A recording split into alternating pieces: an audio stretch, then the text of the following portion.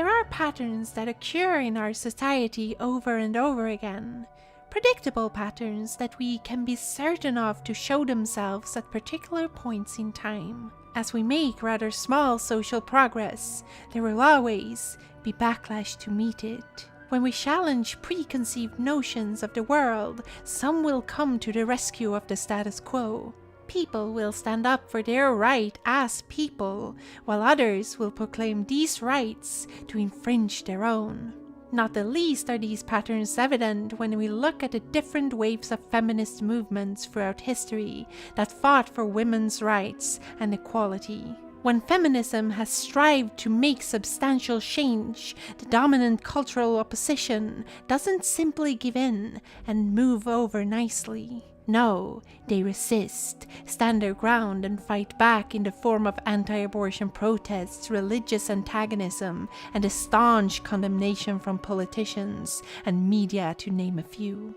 This kind of backlash is in many ways comparable to that which trans activism is facing today, with the bare minimum of potential social progress being met with fear-mongering, repugnance, damning articles, and movements with the sole purpose to discredit trans people's experiences, struggles, and most importantly, their rights. And nowhere does this social progress antagonism seem stronger and more vitriolically vocal than in the United Kingdom. The ideas and ideology behind this contemptuous screed against trans people that is happening right now in the UK did not, of course, come from nowhere. Being trans has more or less always been looked at with hostility and mockery, be it by wrongfully labeling us as mentally ill, unstable monsters, or through popular culture portraying us as deceitful individuals who lure unknowing men into sexual acts. The history of the modern anti-trans narrative that manifested in the UK in particular does, however, seem to possibly have partly originated in the so-called skeptics movement from the early 2000s. This loose group of individuals promoted a kind of scientific skepticism that focused heavily on the act of debunking pseudoscience, alternative medicine, religious thought, and other things that were deemed worthy of questioning. Which of course is good and all, but the goal of battling homeopathy and fake science peddled to the masses soon became something very different entirely. You see, not unlike the skeptic sphere of YouTube that we are so familiar with, this movement had a rather pronounced and self-importantly smug adversary towards humanities and social science. A fascination with biological realities took hold, while any thought of sociological importance was scrapped entirely. Such dismissal of social science is not uncommon among laymen though, as the natural sciences could be seen as a lot more tangible and less diffuse. It is, after all, a lot easier for a baby man to understand the figurative of a block not going through a hole, rather than the abstract of the socioeconomic phenomena that got him there. And it is this neglect of social scientific research in conjunction with the belief that a high school level understanding of sciences is enough to constitute reality that birthed an inevitable essentialist view of biology among the skeptic movement. The idea that there are immutable facts to be found in our genetic material, inescapable truths that we simply under no circumstances can change. Match that up with a disdain for political correctness and post-modernity, and you have yourself quite a group, to say the least. How this would later translate into the skepticism of trans people in particular, and the supposed scientific reality of biological sex, is of course not hard to see. Edie Miller explains in her article, Why is British Media So Transphobic?, that as the movement dissolved and fell into obscurity, the ideas lived on with the prominent members that had made up the movement previously. People with loud voices and large platforms to be heard from. An example of such people is Julie Bindel, notorious for transphobic rhetoric that has been published in papers such as The Guardian and The Times. As they propagated their anti-trans narrative in newspaper and other media, it undoubtedly festered and grew in the public consciousness. From there, the reductionist biological essentialism and anti-trans ideology took form across the internet at forum boards like Mumsnet and the social media hell site Twitter, with people such as former alleged comedian and all-round pissboy Graham Linehan spewing even more bile in the mouths of a hungry audience. What is rather surprising, though, is that a lot of this transphobia and anti-trans rhetoric is disguising itself as feminism from people claiming themselves to be just that, feminists. They are protecting women, they say. They're just saying that sex is real, and that shouldn't be controversial. They are only concerned about men entering women's spaces.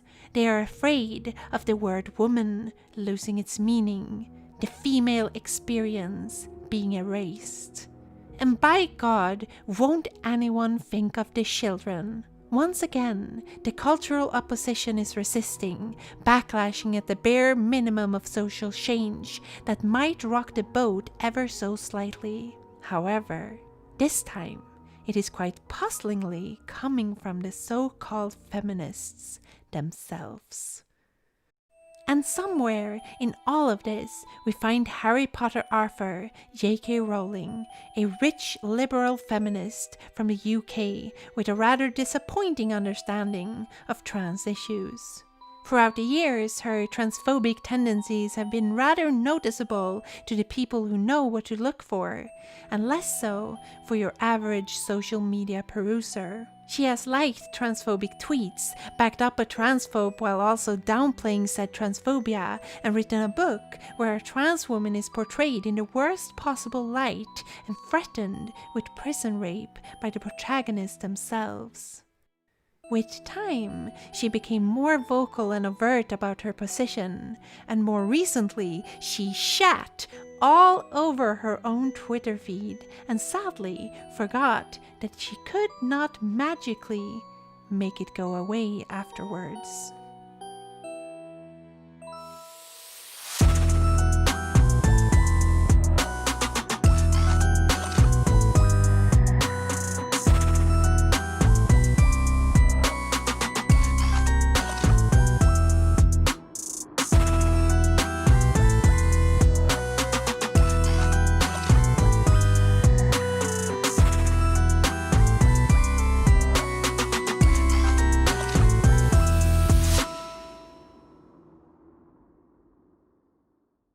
For someone not schooled in the rhetoric of subtle transphobia, the recent Twitter meltdown from J.K. Rowling could possibly be seen as harmless. At first glance, you could fall under the impression that she is not actually saying anything that outrageous or hurtful to trans people. Heck, at some point, she even says that she has friends who are trans, and that she supports and loves them. First impressions can be deceiving though. And it is only when we look closer, see what is actually being said, and compare it to other trans exclusionary rhetoric that we can decipher what is deviously conveyed through her statements. So, let's do some really basic discourse analysis and break it down.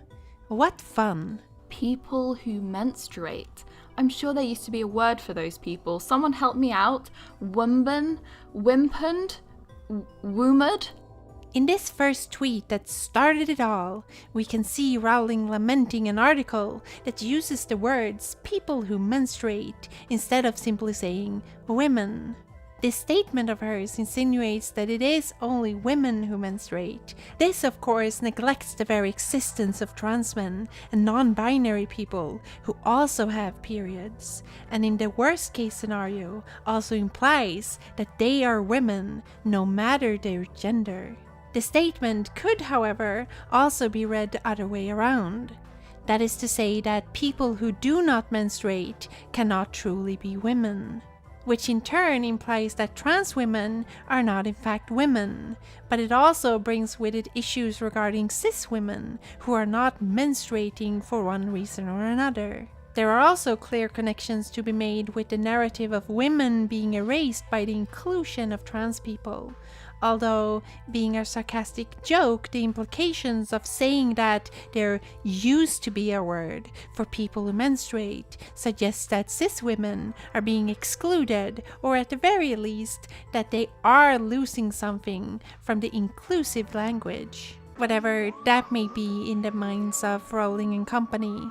This early on, you might say that we are reading too heavily into this. After all, most people who say that women menstruate and use this kind of language don't necessarily harbor negative attitudes toward individuals who are trans.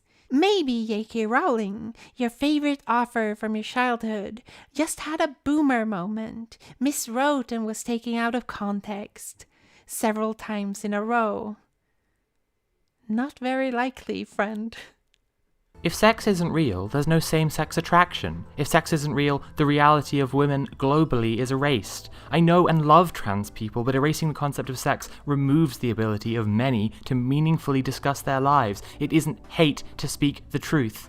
Here she is implying again that the wider acceptance of trans people as men, women, and non-binary would somehow invalidate and even erase the lived reality of cis women. Notice, however, that she is not saying cis women, because she does not believe that trans women are in fact real women, and this idea is clearly born out of Rowling's blatant and multi-layered inability to separate sex and gender.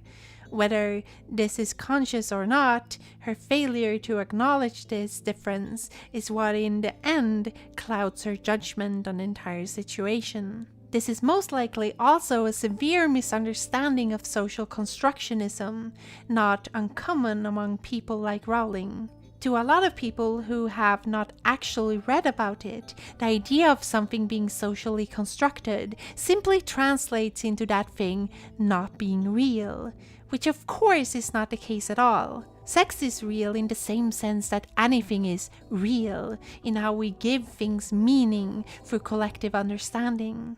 All the way back in 1966, the sociologists Berger and Luckman came out with the highly influential book The Social Construction of Reality, in which they introduced the concept of social constructionism. The idea behind this concept is that a lot of the knowledge that we take for granted as part of an objective reality are actually negotiated in the social interaction with others. This in turn means that these socially constructed things are possible to mold and change over time. For example, our understanding of what it means to be a man or a woman today differs from the past, and some cultures don't even share the same system of gender that we use, because that is one such socially constructed concept. At this point in time, sociologists don't accept the notion that anything so outrageously complex as human behavior and our social lives can simply be explained by human nature. To say that there is a biological core that constitutes man and woman is highly reductive and misses a lot of nuances that occur in the process of socialization. Whether or not intentional, Rowling's essentialist worldview seems to bring her to boil cis women down to their biological experiences, and does so with the broadest strokes possible. When Rowling then goes on to say that it is not hate to speak the truth, what she is really saying is that sex is real and gender is irrelevant or the same thing, which further means that trans men are not men and trans women are not women. This is just another way of saying that biology is not actually bigotry. But for anyone taking the time to think about this, you might come to the conclusion that biology has actually been used to justify bigotry throughout human history, rather liberally, might I add. I mean, unlike Rowling, you might have heard about eugenics before. Which is funny since he wrote the character of Wizard Hitler. The idea that women like me, who've been empathetic to trans people for decades, feeling kinship because they're vulnerable in the same way as women, i.e. to male violence, hate trans people because they think sex is real and has lived consequences, is a nonsense.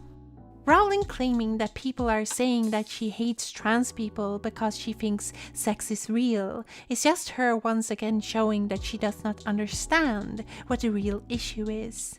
Saying that you know and love trans people and that you have been empathetic to us for decades doesn't really mean shit to us when you in the same sentence refuse to call us women and make a very strict distinction between what you are and what we are. No, people are angry at Rowling because she's using biological essentialism to justify her and others' campaign to undermine trans rights, to segregate, and just all round othering us through fear and misinformation. Claiming yourself to be empathetic to trans people just isn't enough. I'm sorry, you have to prove it through your words and actions. And sadly, Rowling is just not doing that. She thinks she is the most tolerant and well-meaning person in the world. She even claims to feel kinship towards us because we are vulnerable to violence in much the same way as cis women. She thinks that she respects us. But to what extent really? I respect every trans person's right to live any way that feels authentic and comfortable to them. I'd march with you if you were discriminated against on the basis of being trans. Why didn't you then, Joe, you fucking piece? At the same time, my life has been shaped by being female. I do not believe it's hateful to say so. Trans people, of course, have the right to live any way that they feel is authentic. But unlike you, Rowling's life has been shaped by being female. That is to say that you, as a trans woman, might feel authentic and comfortable in the role as a woman. But according to Rowling, you are very much different from her in the sense that you are not truly female. Which of course is a bunch of baloney. Also, you better start marching, Rowling, because even though it might shock you, trans people are being discriminated against for being trans. This is just a simple fact of the matter. It is not disputable. Even though the visibility of trans people is increasing, we still face severe discrimination and systemic inequality because of our identities. In many countries, trans people lack legal protection and access to trans-sensitive healthcare, which often translates into poverty. That low socioeconomic status may then force them to engage with sex work and the selling of drugs, which increase the risk of violence, which you said yourself you care about. Not to mention the amount of harassment and stigma that trans people face today. Trans people are constantly being characterized as mentally ill and derided for our so-called deviant behavior. We are portrayed as sexual predators and are being rejected by family, friends, and anti-transgender dickheads such as yourself. I mean, Jesus fucking Christ. Just a few days after she wrote this tweet, the Trump administration announced that they would reverse health protections for trans people during Pride Month on the anniversary of the Pulse shootings. Like, fuck. And considering the people that Rowling supports and what she advocates for, even her implying that trans people are not facing discrimination for being trans is honestly baffling and quite frankly shows that she has a limited understanding of these issues and what she is actually doing. Yet, she claims otherwise. I've spent much of the last 3 years reading books, blogs, and scientific papers by trans people, medics, and gender specialists. I know exactly what the distinction is. Never assume that because someone thinks differently, they have no knowledge. Rowling claims to have read books, blogs, and even scientific papers on the subject for the last 3 years. And I do not doubt that. However, I would like to ask one simple question. What did she actually read? I think we can agree that all information is not equal. It just isn't. Let's say that you are researching, Jewish people's socioeconomic reality in the United States, and you spend 3 years reading about it. If that information is coming from places like the Daily Stormer, a fucking Nazi website, then maybe that knowledge is not actually valid, is it? To then see her post a link to the website The Velvet Chronicle, one that is not afraid to put its transphobia front and center, we think that it is safe to say that Rowling did not in fact do the best research. If she truly engaged with the scientific literature, trans people, and trustworthy sources in good faith, she would most likely not come to the conclusion that she did. And right about now would be the part where we wrapped up the video, said some final thoughts and gave ourselves a pat on the back for a job well done. We defeated her in the battlefield of ideas and hopefully made some people take another round of thinking about what Rowling is actually saying. We thought that this was the end of it, that she would go back to hiding behind children's drawings and that there was nothing more to say for now. But we underestimated her.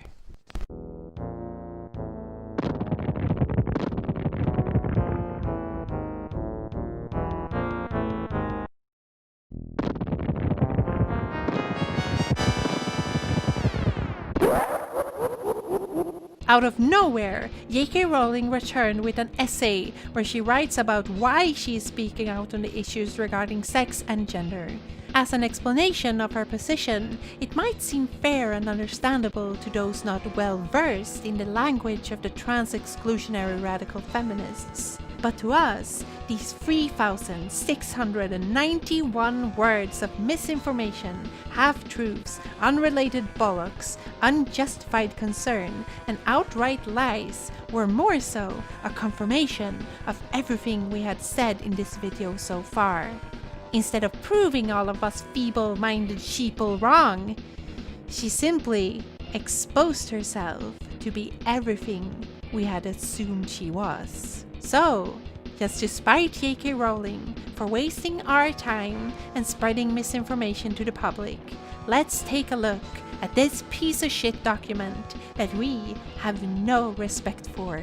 Here we go! We don't have to read far into the Transphobe Manifesto to find our first piece of misinformation, as the second paragraph talks very vaguely about a person by the name of Maya Forstater. Rowling says that Maya lost her job because of what was deemed to be transphobic tweets, and as she took the case to an employment tribunal, she asked the judge to rule on if the philosophical belief that sex is determined by biology is protected by law. However, Rowling is obfuscating a lot of important information from the reader. Let's break it down. First of all, Maya Forstater was a contract worker for the Center of Global Development, an international non-profit think tank that campaigns against poverty and inequality. As her very outspoken harmful beliefs about trans people and offensive targeting of them went against their very purpose, they decided to not renew her contract. Rowling is clearly implying that Maya was a sympathetic victim who was wrongfully fired just for saying that sex is real. But no one is being fired just because they say that. Her contract was just not renewed because she was, and still is, harassing and willfully misgendering trans people regularly.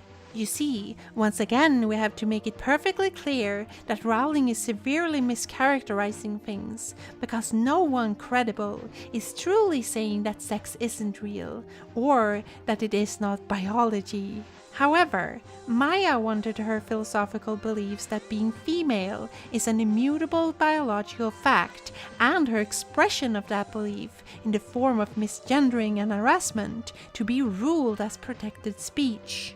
This philosophical belief was determined to not be protected by the Equality Act because she was hostile and degrading in the way she expressed this belief, and the judge responded with this conclusion.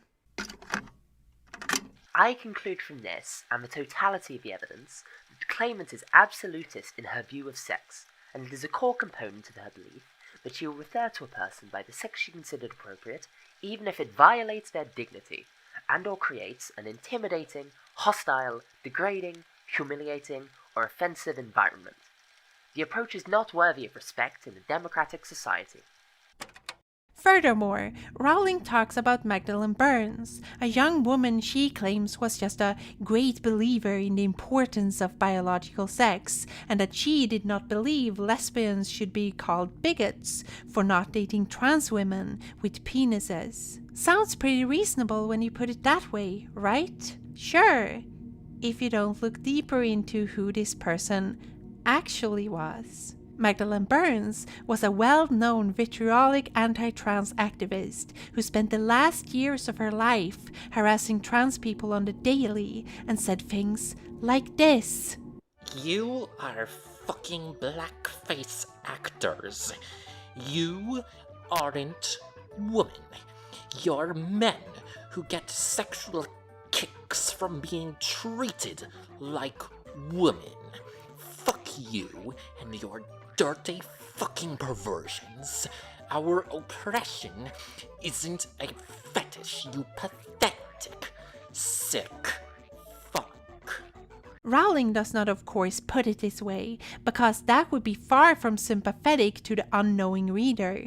And this way of telling half-truths and obfuscation to make their abhorrent beliefs look better is a rather common tactic among the so-called gender critical. And it is one of the most annoying things in the entire world to deal with. Like, what does being a great believer in the importance of biological sex even mean? Well, in this case, it turns out to mean the belief that trans women are actually sick, perverted men who get off on dressing like women. The point here is that there is always something else to the claims that these people say. It is never that they just believe sex is real, or that lesbians shouldn't have to date trans women with penises. There is always more hiding there underneath. And this might be most apparent when Rowling states that, ironically, radical feminists aren't even trans-exclusionary. Because you see, they include trans men in their feminism, since they were born women. We can't tell if this is her trying to confuse the reader, or if she's just genuinely this stupid. Yes, of course, they're not trans-exclusionary in the sense that they exclude all trans people. When people say this, however, they generally mean that it is an exclusion of trans women with the logic of them being men. Moreover, gender-critical people who claim to be feminists are rather disrespectful in how they often see trans men as confused women, tricked into leaving womanhood. Basically, they do not actually accept them as men, which is why they include them as women in their feminism. However, this inclusion also turns out to be a very fragile one, once they realize that these dudes are, well, dudes. But Rowling claims to have reasons to be worried about trans activism today. Reasons we would conclude invalidates her worries because they are based on prejudice, misinformation, and fear-mongering bullshit. But let's hear her out anyway. First of all, Rowling is concerned that the charitable trusts she supports will be negatively affected because she believes trans activism is pushing towards eroding the legal definition of sex and replace it with gender. She brings up that she's funding MS research, which is a disease that behaves differently in men and women, most likely in an attempt to insinuate that trans activism will destroy this work somehow. But really now, do you actually believe that the acceptance of trans people as their gender genuinely will make professionals drop the idea of physiology of different people? Do you understand how absurd that is? There are so many different factors that play a part in how diseases manifest and afflict a person, and to be quite honest with you, the binary rhetoric of the gender critical is more harmful to intersex and trans people than Rowling probably understands. Luckily, both the medical and sociological community does not agree with her here. and a more nuanced perspective on biology and social phenomena is clearly much needed to increase the quality of healthcare for everyone. And that includes women of all kinds, not just whatever you arbitrarily decide is woman enough. Her second and third reason are basically nothing, just non-specific concerns about safeguarding education and freedom of speech. However, from what Rowling will be saying in the next part, it is rather clear that she is actually worried about children being taught about trans people in school, and from that be convinced or even tricked into becoming trans. Which is not really how it works. But okay, sure, right.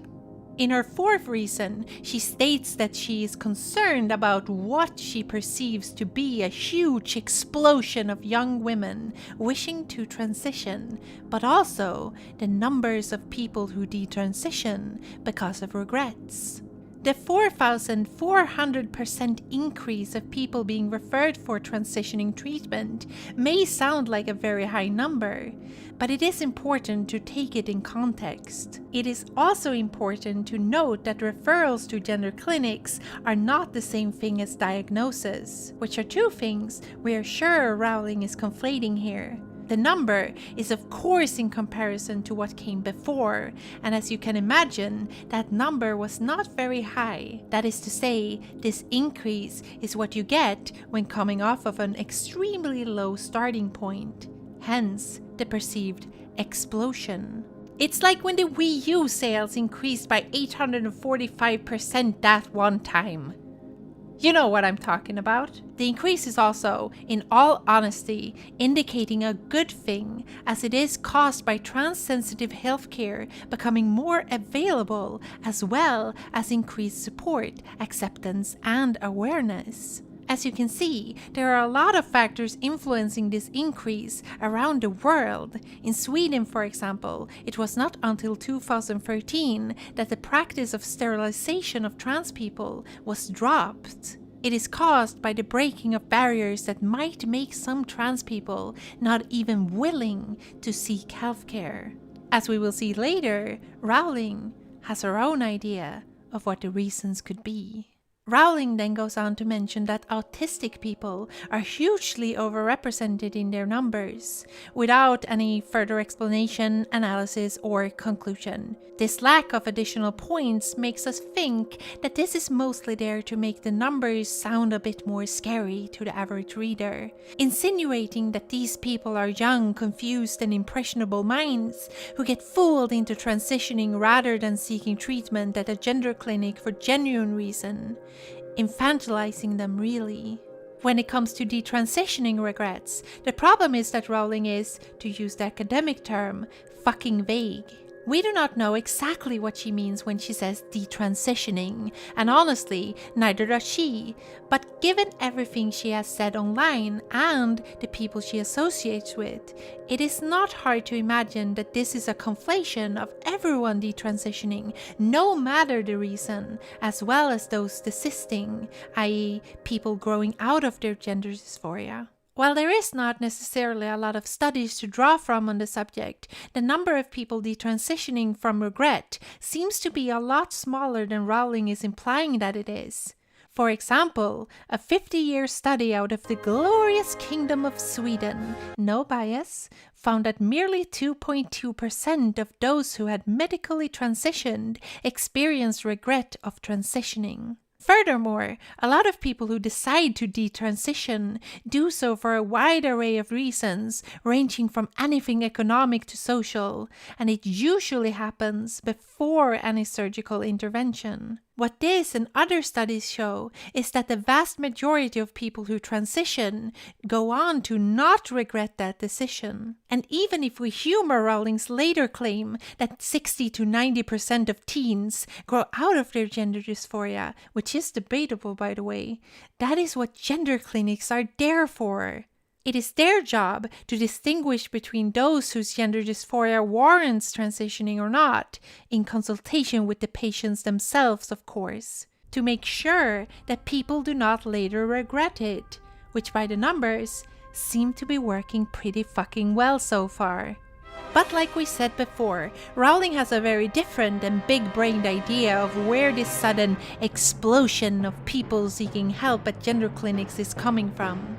She refers to a paper written by Lisa Littman, which talks about the possibility of social contagion and peer influence being factors to explain this phenomena. And she called this rapid onset gender dysphoria. Now, Rowling does accurately point out that this paper was highly criticized for being biased and of spreading misinformation about transgender people. But just like with Maya Forstater, she has to sugarcoat this fact a little bit and make Littman out to be the true sympathetic victim here. According to Rowling, the reason for this criticism was that Littman had dared to go against trans activism and question the gender mafia, basically. But this is not true, of course, and it is just a way of dodging the real problems with Littman's shitty paper. The truth is that the paper in question used really bad data, and you do not even under any circumstances need a college degree to see that. The sample of respondents was made up entirely by cisgender people, supposedly parents of trans people, while no trans kids themselves were polled. This is obviously bad in and of itself, but it gets worse when we see that the participants were found on websites like Transgender Trend, Fourth Wave Now, and Youth Trans Critical Professionals, which are websites dedicated to negatively portraying trans people and run forums for unsupportive parents of trans kids. That is basically like going to a KKK rally and asking about race relations.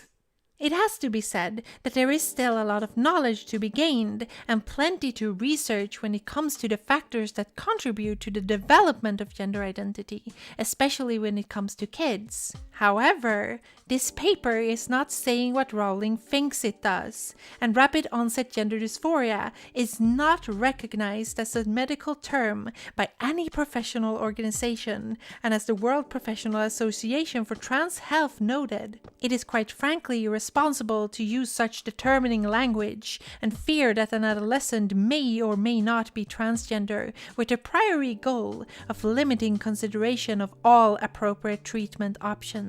So the paper was not criticized because Littman was a brave soul who dared to stand up against the hegemony of the powerful trans empire.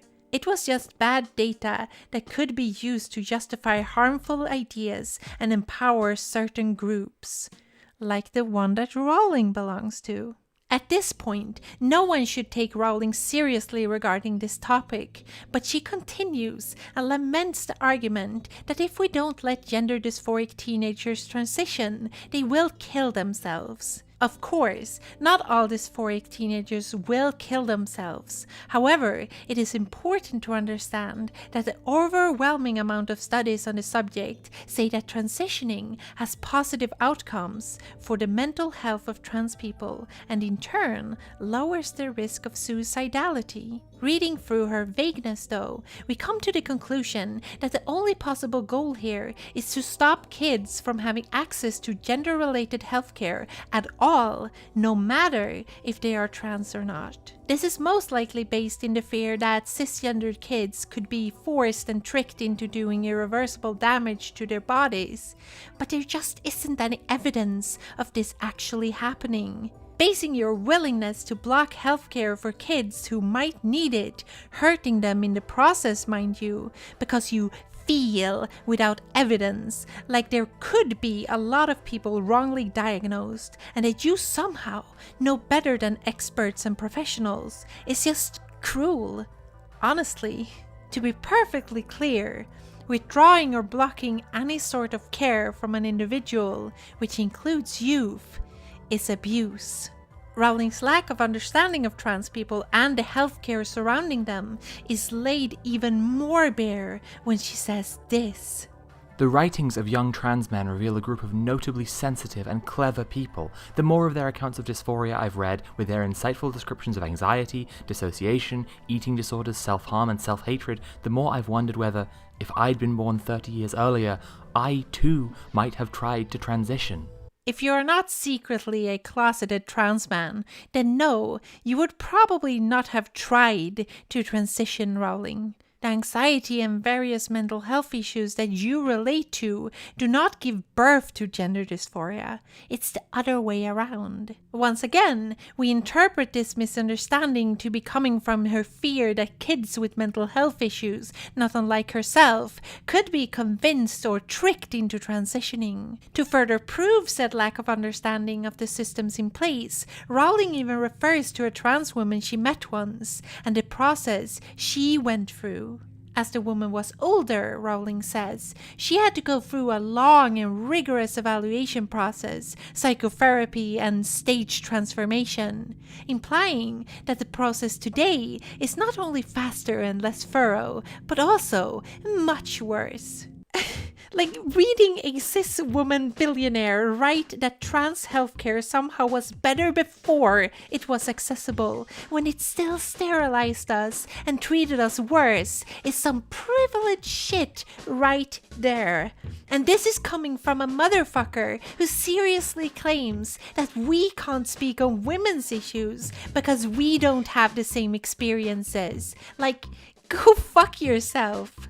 Trans activism is not here to erode biology, nor women as a political class. No one is saying that cis women don't have common experiences, and no one is saying that there is no material difference between trans women and cis women. There are differences between them, just like there are differences between black and white women. Some women can carry children, while others can't. There are women with vaginas, others have penises.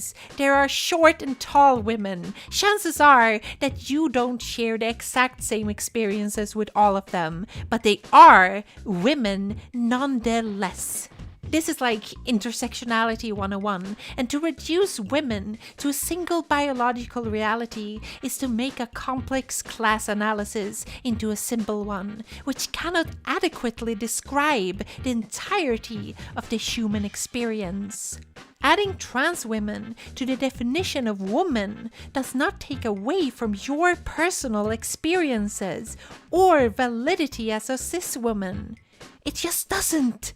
Trans activism is trying to remove all the systems and biology itself entirely, Rowling says with a tinfoil hat on. Woman is not just a costume, but if this continues, a man could become a woman with the click of a button, and then it will be, suddenly, men in every single female space, taking advantage of those good old trans rights, she shrieks into the night.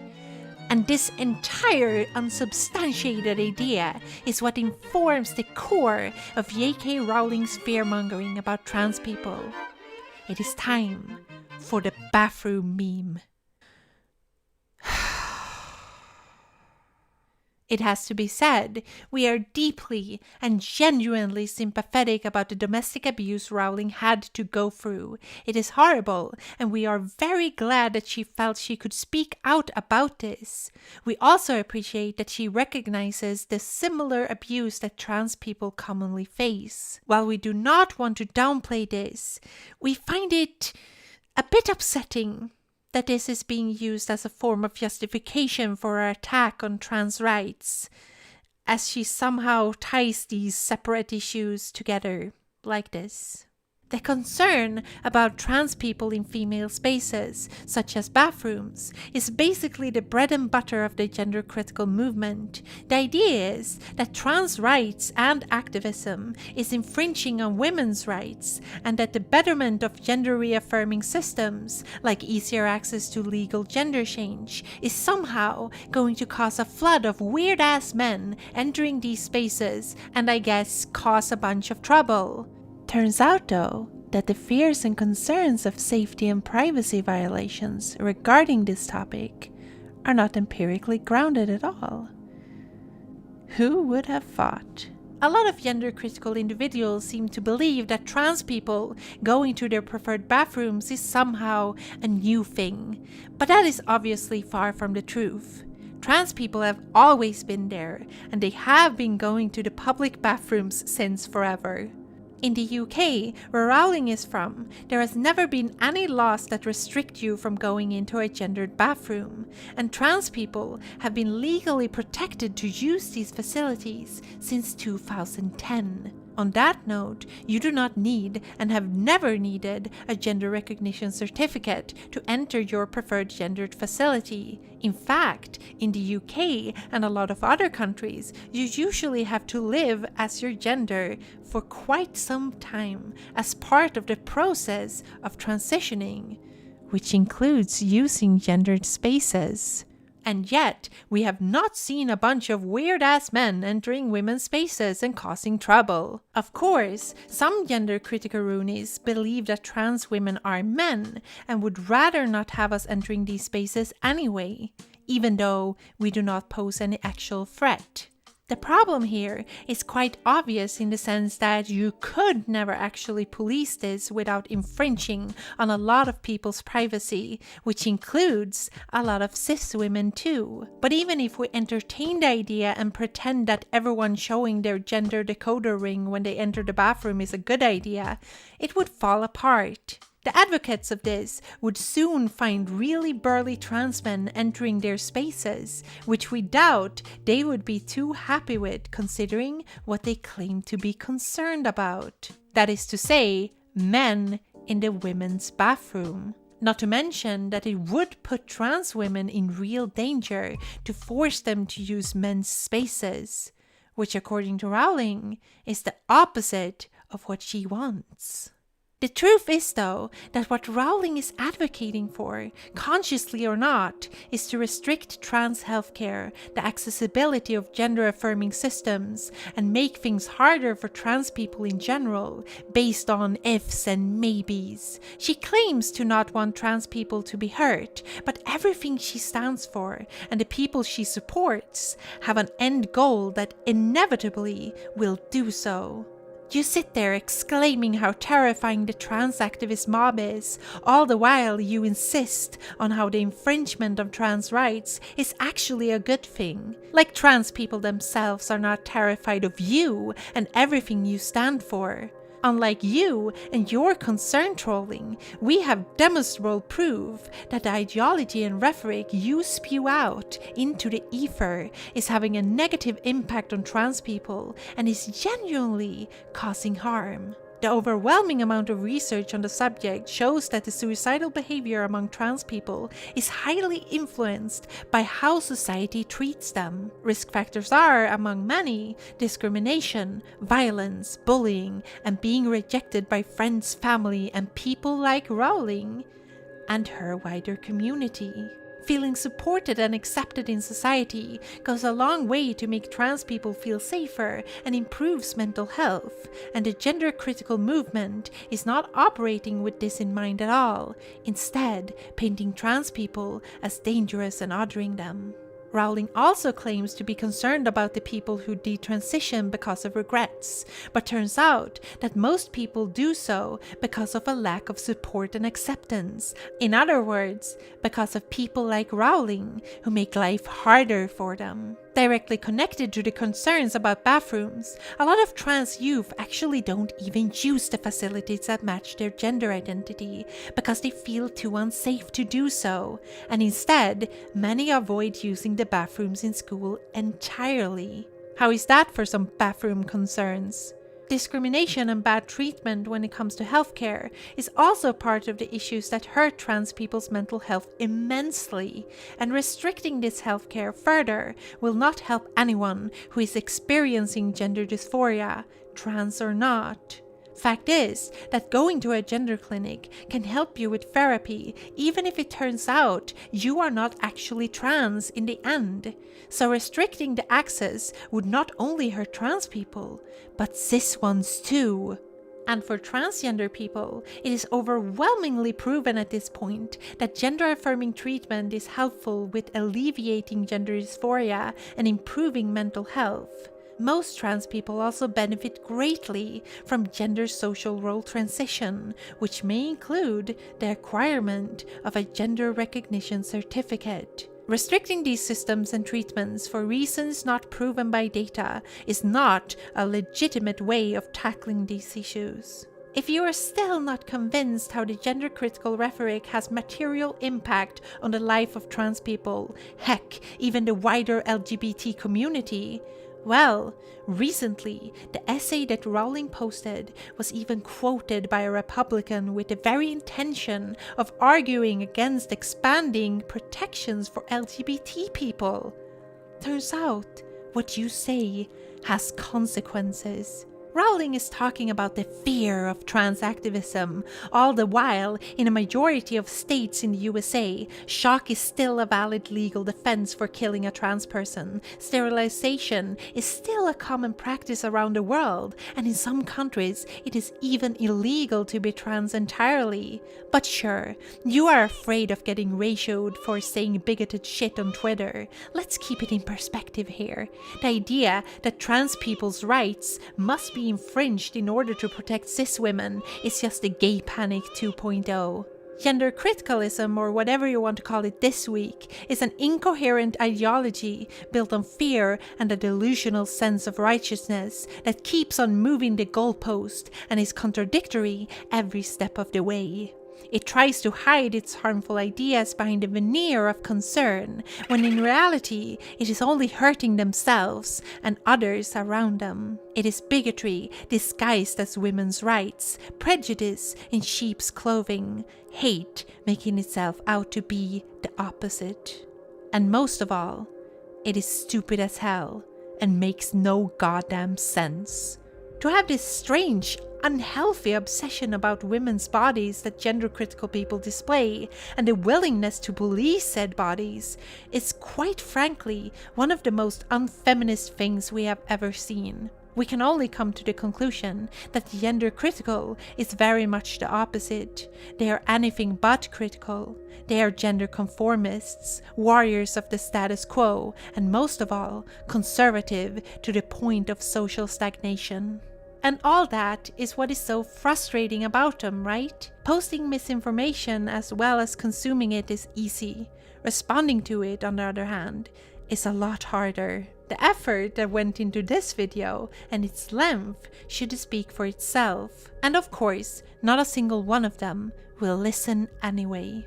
Rowling will never accept responsibility for her actions, nor will she ever concede that what she and her wider movement is doing could possibly hurt anyone. Are you kidding me? Of course she won't. We think it is fair to say that she has been radicalized to the point where there is no return. She is gone, and believe us when we say that she will only get worse from here.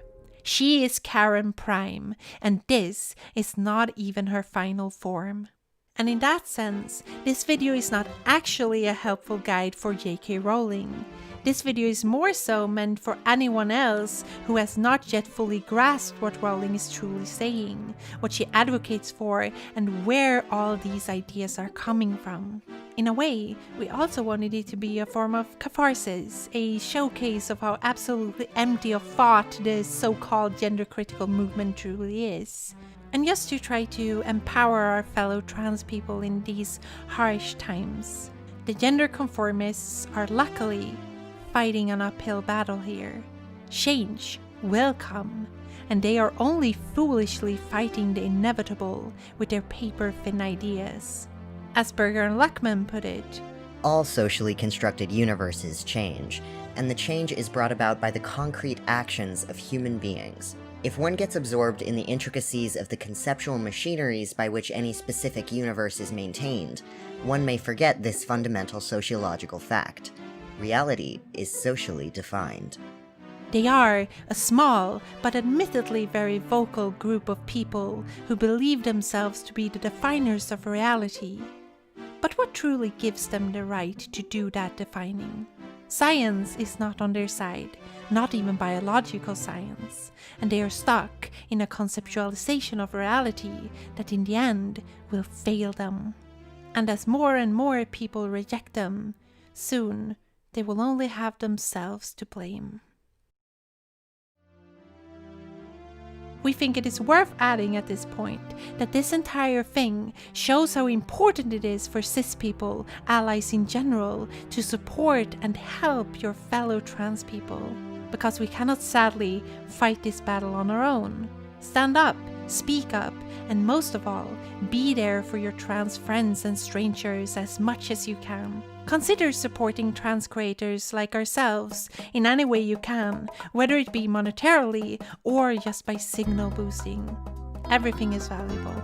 And with that said, we want to give a very special thanks to all of our patrons who made this video possible.